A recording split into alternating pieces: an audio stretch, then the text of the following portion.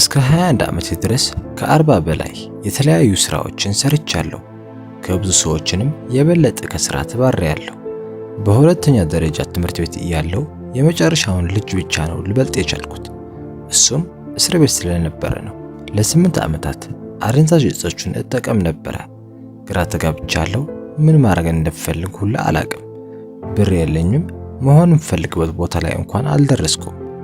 በጣም ግራ በገባኝ ጊዜ ላይ ግን አንድ ነገር አውቃለሁ። መለወጥ እንደምፈልግ በደንብ አጥብቄ ያውቅ ነበረ፣ ግን እንዴት እንደሆነ አላቅም። ከዛም በህይወቴ ውስጥ ለውጥ ለማድረግ የምችልባቸው 3 መንገዶችን ብቻ እንዳሉ ተረዳሁ። ዛሬ ላካፍላችሁ የፈለኩት 3 ሐሳቦችን ከዛሬ ጀምሮ ህይወታችሁ ሙሉ ለሙሉ ሊለውጡት ይችላሉ። እነዚህ መንገዶች እንደሚሰሩ አውቃለሁ፣ ምክንያቱም እኔ ራሴ ላይ ማድረግ ስለቻልኩ። በ24 ዓመቴ ሚሊዮነር መሆን ችያለሁ። ሁሉንም ነገር በራሴ 3 መጽሐፎችን ለመጻፍና ወደ ደርዘን የሚቆጠሩ ሀገሮች መጓዝ ችያለሁ። አሁን በሚሊዮን የሚቆጠሩ ሰዎች በስራዬ ምክንያት ያገኙኛል። እነዚህ 3 ቁልፍ ነገሮች ከመናገሬ በፊት ግን አንድ ማለት የምፈልገው ነገር አለ። ህይወታችሁን በሚመለከት በማንኛውም ጉዳይ ላይ እናንተ ናችሁ አለቃ፣ ምርጫውም የእናንተ ነው። እንደ እውነቱ ከሆነ በህይወት ውስጥ ባደረጓችኋቸው ምርጫዎች ሁሉ ዛሬ እናንተ ሆናችኋል። ግን እያደግን ስንመጣ እነዚህን ምርጫዎች እንዴት እንደምናደርግ ሊነግሩን የሚሞክሩ ብዙ ሰዎች አሉ። ወላጆቻችን፣ መምህራኖቻችን፣ አለቆቻችን፣ ጓደኞቻችን፣ ጎረቤቶቻችንም ጨምሮ ህይወታችን እንዴት መምራት እንዳለብን፣ ምን ማድረግ እንዳለብን፣ የት መሄድ እንዳለብን፣ እንዴት መሄድ እንዳለብን፣ እንዴት መነጋገር እንዳለብን ሊነግሩን ይሞክራሉ። የኔ ጥያቄ ግን ሌሎች ሰዎች እንድትሆኑ የሚፈልጓችሁን ለመሆን እየሞከራችሁ ከሆነ ታዲያስ እናንተስ ማን ሊሆን ነው? ስለዚህ የስኬት ቁልፍ ከሌሎች ሰዎች የሚጠበቅባችሁን ነገር ማክበር ማቆምና በራሳችሁ የሚጠበቀውን ደረጃ ማከናወን መጀመር ነው። ይህ ማለት ምን ማለት ነው ካላችሁ ደግሞ ራሳችሁን ማመን ማለት ነው። እናንተ እስካመናችሁ ድረስ የፈለጋችሁት ነገር በመጨረሻም ወደ ፍጻሜው እንደሚመጣ ማወቅ አለባችሁ። አያችሁ፣ እምነት ሊኖራችሁ ይገባል። እናም እምነት የፈለጋችሁት ነገር በመጨረሻም ሊሆን እንደሚችል የማወቅ ጥበብ ነው። እና እምነታችሁን የምትመግቡ ከሆነ ፍርሃታችሁ በጣም እየተራበ ይመጣል። የዛኔም መሞቱ አይቀርም። እኔ አንድ እውነታ ልንገራችሁ፣ በራሳችሁ የምታምኑ ከሆነ ዓለም ላይ ያለ ሁሉም ሰው እናንተን ያምናል። ስለዚህ ከእናንተ የምጠብቀው አንድ ነገር ነው፣ እምነት እንዲኖራችሁ። እምነት እስካላችሁ ድረስ አሁንም ነግራችሁ 3 መርሆች ህይወታችሁን ሙሉ ለሙሉ ይለውጠዋል። እንደኔም ሚሊዮነር ልትሆኑ ትችላላችሁ። ስለዚህ ወደ መጀመሪያው እንምጣ። የመጀመሪያው ብዙ መጽሐፎችን ማንበብ ነው። በዓለም ላይ ያሉ ሁሉም መጽሐፎች በዓለማችን ላይ ያሉትን ችግሮች ሙሉ ለመፍታት ሊረዱን ይችላሉ። እውነታው ግን በዓለም ላይ ያሉትን ሁሉንም መጽሐፍ ማንበብ የለብንም፣ ምክንያቱም በዓለም ላይ ያሉ ሁሉም ችግሮች የሉንምና። ነገር ግን ችግሮቻችንን ለመፍታት የሚረዱን መጽሐፎችን ማንበብ አለብን። ስለዚህ ለምሳሌ ስለ ገንዘብ መማር ከፈለጋችሁ ስለ ገንዘብ የሚናገሩ መጽሐፍትን ብታነቡ ይሻላል። ወይም ደግሞ ግንኙነታችሁን በደንብ ማጠናከር ከፈለጋችሁ፣ የበለጠ ተናጋሪ መሆን ከፈለጋችሁ ስለዛም ብዙ መጽሐፎች አሉ። በመሰረቱ እኔ የምለው ነገር መጽሐፍ ለማንበብ ብር ማውጣት አያስፈልግም። አሁን ላይ ስልካችን ከፍተን የምንፈልገው መጽሐፍ ኢንተርኔት ላይ ብንጽፍ እናገኘዋለን። መጽሐፍ የአእምሮን ገነት እንደምፈልጊያ መጠቀም ትችላላችሁ። ዓለም ላይ ያሉ መሪዎች ሁሉ አንባቢዎች ናቸው። ስኬታማ መሆን ከፈለጋችሁ ማንበብ አለባችሁ። በዚህ ዓለም ላይ ብዙ ሰዎች ደጋግመው የሚያነቡት አንድ መጽሐፍ አለ። እሱም ፌስቡክ ይባላል። ጠዋት ተነሱ ፌስቡክ፣ ማታ ተነሱ ፌስቡክ፣ ወይም ደግሞ ሌላ ሶሻል ሚዲያን መጠቀም ሊሆን ይችላል። አንዳንድ ጊዜ እንኳን አብራችሁት ካላችሁት ሰው ጋር የሚያስረሳችሁ ስልካችሁ ነው። ይሄ ሁሉ ዓመት ስልካችሁን እያያችሁ ቆይታችኋል። ያገኛችሁትን ውጤት እንደዛው። በተመሳሳይ ተግባር የተለየ ውጤትን መጠበቅ ትንሽ የሚያጋጭ ሐሳብ ነው። በፍጹም ሊሆን አይችልም። ስለዚህ ስልካችንን ቁጭ እናርግና መጽሐፎቻችንን እናንሳ። ስልካችንን ይዘን መጽሐፍ እናንብብበት። ምንም ችግር የለውም። ስለ መጽሐፍ ካወራው አይቀር ብዙ ሰዎች ለኔ ደጋግመው የሚሉት ነገር ልንገራችሁ። ዳንኤል መጽሐፍ ማንበብ አልችልም፣ ምክንያቱም ጊዜ የለኝም፣ ልጆች አሉኝ፣ ብዙ የምሰራቸው ስራዎች አሉኝ ይሉኛል። እኔ ግን አንድ ጥያቄ ብቻ ነው የምጠይቃቸው። በቀን 10 ደቂቃ አላችሁ ወይስ የላችሁ? በቀን 10 ደቂቃ ካላችሁ በአንድ ወር ውስጥ አንድ መጽሐፍ ትጨርሳላችሁ ማለት ነው።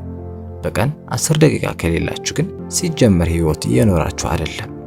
ስለዚህ አሁን ወደ ሁለተኛው ነጥቤ ልግባ። ሀብታም መሆንና ሚሊዮነር ለመሆን ከፈለጋችሁ ምርጥ ከምትሏቸው ግለሰቦች ጋር መገናኘት መሞከር አለባችሁ። አንድ አባባል አለ፣ እኛ አብረናቸው የምንውላቸው የአምስት ሰዎች ድምር ውጤት ነን። እንደዚህ አይነት እውነት የሚናገር አባባል የትም ብትፈልጉ አታገኙ። አብዛኛው ጊዜያችሁን የምታሳልፉባቸው ሰዎች ጋር አንድ አይነት ገቢ ነው የሚኖራችሁ። አንድ አይነት ቦታ ነው የምትሄዱት። ተመሳሳይ ነገር ነው የምታደርጉት። አንድ አይነት ሀሳብ ነው የምታስቡት። እናም አሁን ማድረግ ያለባችሁ ነገር 5 የምትቀርቧቸውን ጓደኞች አምጡና ከነዚህ ውስጥ ማን ነው እየተከተልኩ ያለሁት ብላችሁ አስቡ። ያንን ሰው ካወቃችሁ በኋላ እነሱስ ወዴት ነው የሚሄዱት? እኔንስ ወዴት ነው እየወሰዱኝ ያሉት ብላችሁ ራሳችሁ መጠየቅ አለባችሁ። ወይንም ደግሞ በሌላ አባባል የሚመሩኝ ጓደኞቼ ወደምፈልገው ቦታ እየወሰዱኝ ነው ወይ? አይደለም ከሆነ መልሳችሁ አዲስ መሪዎችና አዲስ ጓደኞች ያስፈልጋችኋል። አነሳሽ የሆኑ ሊረዳችሁ የሚችሉ ጓደኞችን መፈለግ ደግሞ የእናንተ ስራ ነው። ከራሳችሁ እድልና አስተሳሰብ በላይ ወደምትፈልጉት ግቦች ከፍ ያደርጓችኋል። ያንንም ለማድረግ ደግሞ ትክክለኞቹ ሰዎች ጋር መሆን አለባችሁ። አንድ የራሴን ምሳሌ ልንገራችሁ። ጆን የሚባል ጓደኛ ነበረኝ። ቧንቧ ሰሪ ነው። ጆንና አባቱም ጥሩ የሚባል ቢዝነስ አላቸው። እንደዛ ብዬ ገምቼ ነበረ።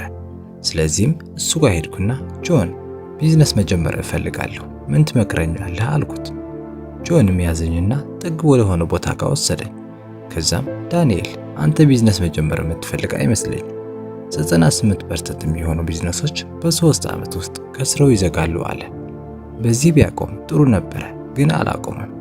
ቢዝነስ ለመክፈት ያሰብኩትን ሰውዬ ለምን እንደማይሳካልኝ ብዙ ምክንያቶችን መደርደር ጀመረ። ስለዚህ እንደ ማንኛውም ሰው እኔ ቢዝነስ የመጀመር ሐሳቤን እየተጠራጠርኩት መጣሁ። ከዛም ወደ ቤት ገባሁና አንድ አጀንዳ አለች፣ ሐሳቤን ሁሉንም ማስቀምጥባት። እዛች አጀንዳ ላይም እንዲህ ብዬ ጻፍኩ፣ የምንሰማው ማንኛውም ነገር 98% የሚሆነው ሐቅ አይደለም ብዬ አሰፈርኩ። አንድ ነገር በደንብ አጥብቀን መረዳት አለብን። ማንም ሰው ስለ እናንተ ያለውን አስተያየት የእናንተን እውነታ መሆን እንደማይችል መገንዘብ አለባችሁ። ስለዚህም እውነታችሁን ለመለወጥ የአስተሳሰብ ለውጥና በዙሪያችሁ ያሉትን ሰዎች መቀየር አለባችሁ። የመጨረሻው መርሄ ወይንም ደግሞ ሐሳቤ ከፍ ያሉ ግቦችን ማውጣት ነው። ምክንያቱም እንዲህ አይነት ግቦችን ሐሳቦቻችሁን የመለወጥ ባህሪ አላቸው። እናንተ አይቻልም ከዚህ በላይ ማግኘት አልችልም ብላችሁ ባሰባችሁበት ሰዓት ላይ ለጥጠው ብዙ ነገሮችን ያስተምሩዋቸዋል። እናም ብዙ ሰዎች እዚህ ጋር ነው የሚሸወዱት። አብዛኛው ጊዜ ሰዎች ግቦችን ለማውጣት አዲስ ዓመትን ይጠብቃሉ። እናም አዲስ ዓመት ላይ ያወጡት ግብ ደግሞ መቼም ተሳክቶ አያውቅም። ለምን ከተባለ እቅዳቸው በአጭር ጊዜ ውስጥ ብዙ ነገርን ማድረግ ይጠይቃል። አሁን ለምሳሌ አንድ ሰው ከመስከረም ጀምሮ ማጨስ ማቆም አለብኝ አለ ልበል። ጳጉሜ 5 ላይም ጨርሻለሁ ይላል። መስከረም 1 ላይ ሲመጣ ንጹህ ነኝ በጭራሽ ይላል። ከዛም ግን ከትንሽ ጊዜ በኋላ ራሱን መልሶ ሲያጨስ ያገኘዋል። ይህ ለምን ተፈጠረ? ግቡን ለማሳካት የሚረዳውን የድርጊት መርሃ ግብር አልፈጠረም። እናም ስለዚህ ምክንያታዊ አይደለም ማለት ነው። አእምሯችን ደግሞ ምክንያታዊ እስካልሆነ ድረስ በተአምር አይሳካም።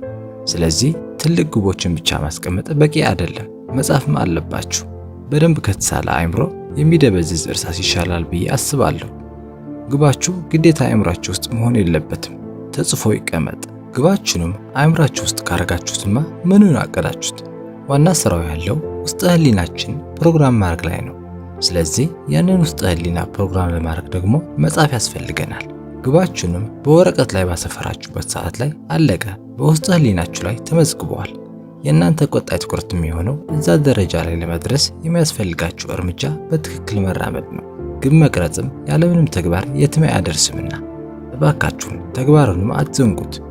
እዛ ላይ ለመድረስ ማድረግ ያለባችሁን ግን እያደረጋችሁት ያልሆነውን ነገር ሁልጊዜም አድርጉ። ዳንኤል አሊ። እስከ መጨረሻው ድረስ ስለተከታተላችሁኝ አመሰግናለሁ። ቻው።